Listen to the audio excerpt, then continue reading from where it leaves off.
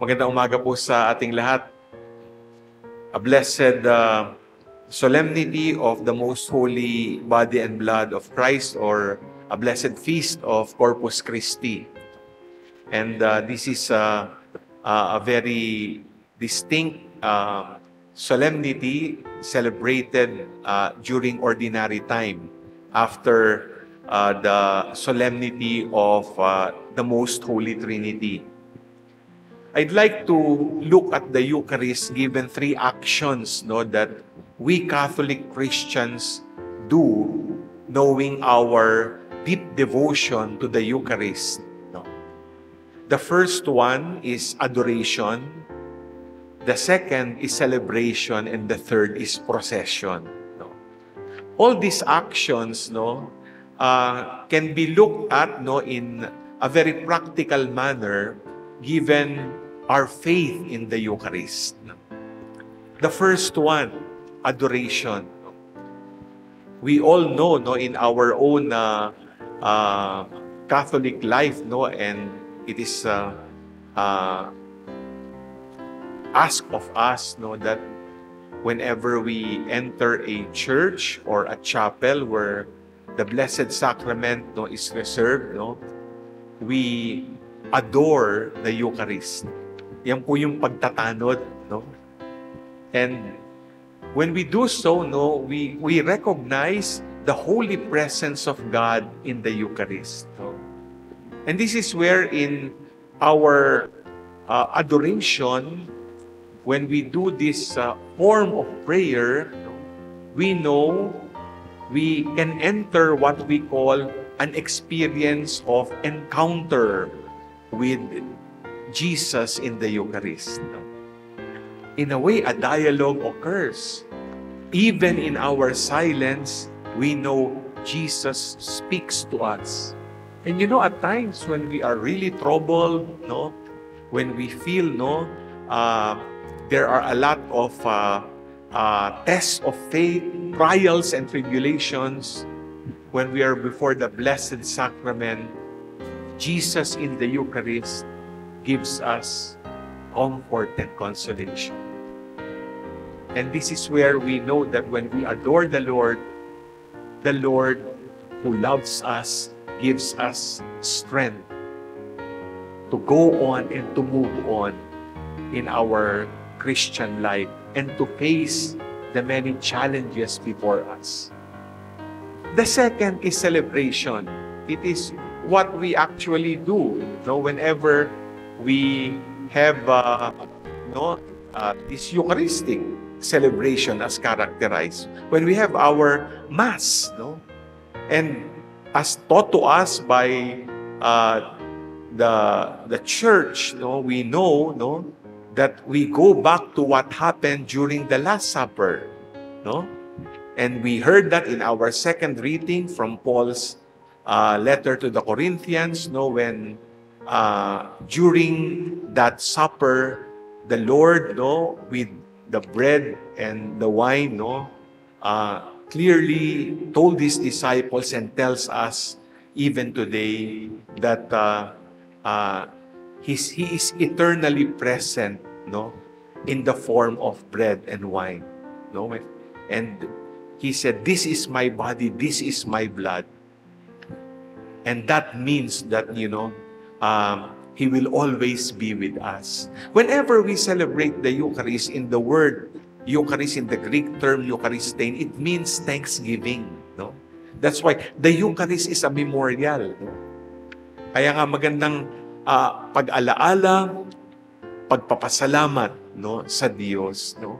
And what do we thank the Lord for? Of course, we thank the Lord for telling us in every celebration of the Eucharist, not only then but even now, He is both priest and victim who offered His life for our salvation and who continues to offer His life for our redemption. Kaya magandang makita po, that's why we celebrate the Eucharist. We not only have a remembrance of the past, but in thanksgiving we know the Lord offers Himself as a loving sacrifice, that sacrificial lamb. No? Kaya maganda pong makita ito, no?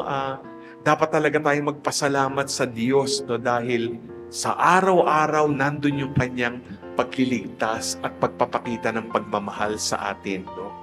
And you see, in the Eucharistic celebration, as we partake of this banquet, no, this meal, what happens? No? We receive Jesus in the Eucharist. No? Tinatanggap natin siya. At yan ang pagpapatunay. No? Sabi nga ng isang theologian, no, the Eucharist is the eternal nowness. The now present. And present wherein us. No? That's why later on, when you fall in line, you receive Holy Communion, I will say the body of Christ, you will say Amen, and you will receive Jesus. No? Si Jesus mismo sa atin.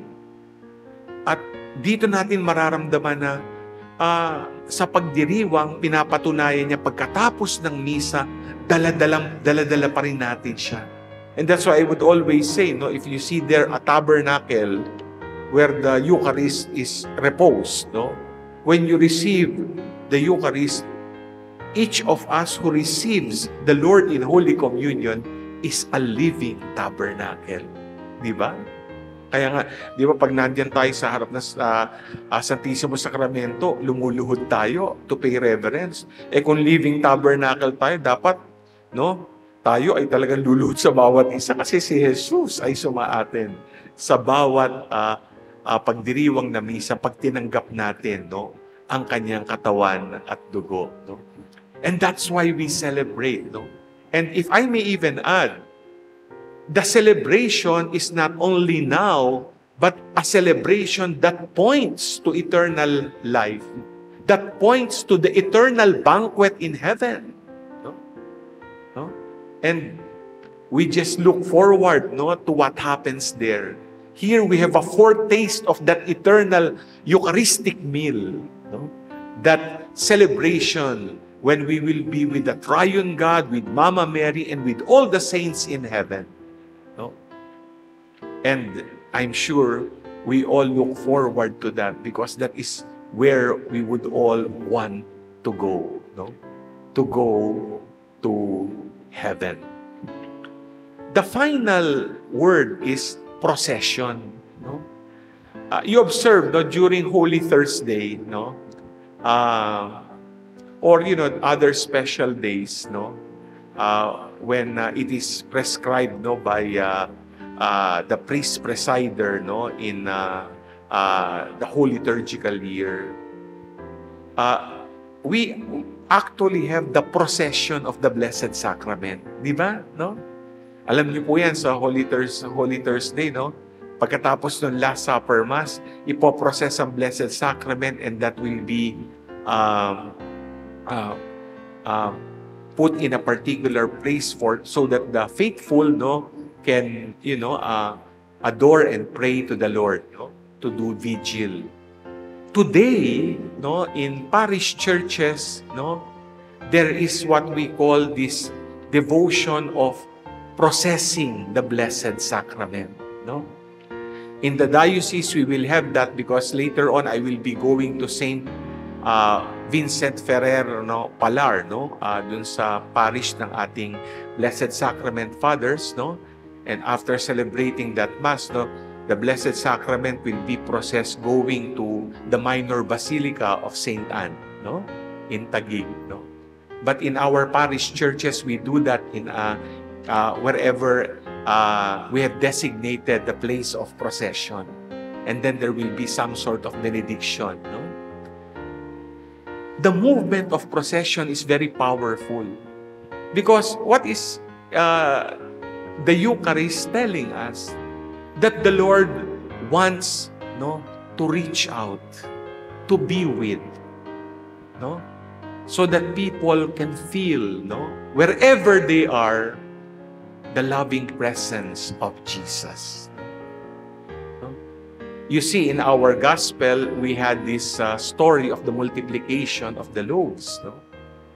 And when there was a crisis and the disciples felt they could not feed the multitude of people, what did Jesus say? Give them yourselves something to eat. No? There was that direction to give. And that is the Eucharist. No? The self-giving of Christ. No? Kaya nga, when, we are processing the Eucharist, though it tells us, that there, as the Eucharist is processed, people will pray and adore, it also signals the challenge, that we should give the Eucharist to others. And how do we do that? When we become bread broken to be shared. When we share our bread to the hungry, to the poor, to those in need. When we reach out to the poor. So our procession is when we go even to the peripheries, doon sa mga hindi napupuntahan, at tayo mismo, nagkakawang gawa, tumutulong sa mga nagugutom at nangangailangan para maramdaman nila ang Eucharistia sa atin. That's why, when we say that you receive the Eucharist, you should become what you eat. Right? And becoming the Eucharist is making sure that what you receive, you share with others. 3 acts that make us appreciate the solemn feast of Corpus Christi. Adoration, our worship, our prayer, our act of faith before the Blessed Sacrament, who gives us comfort, strength, who gives us consolation during times of trial, celebration, knowing that every Eucharist is a thanksgiving, pasasalamat, and we thank the Lord for saving us not only then but each day of our lives, every time we celebrate Mass. And third, procession. We process the Blessed Sacrament because Jesus invites us to reach out to others, to the poorest of the poor, to those in need, so that they can feel in and through us the loving presence of God. Amen.